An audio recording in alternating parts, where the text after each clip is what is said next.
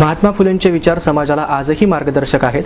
त्यांच्या विचारांचे आणि कार्यातील समाजातील सर्व स्तरातून अनुकरण केले पाहिजेत, असं आवाहन माजी केंद्रीय पेट्रोलियम मंत्री राम नाईक यांनी केलं। सामाजिक क्षेत्रातील कार्याबद्दल सामाजिक समरसता मंचातर्फे ज्येष्ठ सामाजिक कार्यकर्ता ज्योती पठाणिया यांना राम नाईक यांच्या हस्ते महात्मा फुले सामाजिक समरसता पुरस्कार प्रदान करण्यात आला।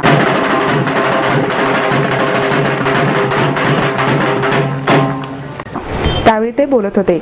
विजय गावडे, प्रकाश डाकवे, रमेश पांडव, अप्पा मोरे, नंदकुमार राऊत यावेळी उपस्थित होते।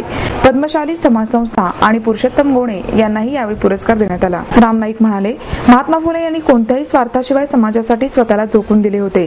आजच्या परिस्थितीमध्ये त्यांच्या विचारांची आणि कार्याची नितांत गरज आहे। त्यांचे कार्य त्याच निष्ठेने पुढे नेले तर हिंदुस्थान पुन्हा सुजलाम सुफलाम होईल। ज्योती पठाणिया म्हणाल्या, लालबत्ती विभागातील महिला या स्वतःच्या मर्जीने काम करीत नसतात। त्यांच्या मुलांनी त्यांच्याप्रमाणे आयुष्य जगू नये यासाठी समाजानेच पुढाकार घेतला पाहिजे।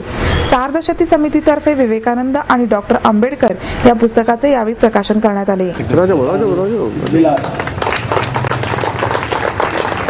धन्यवाद।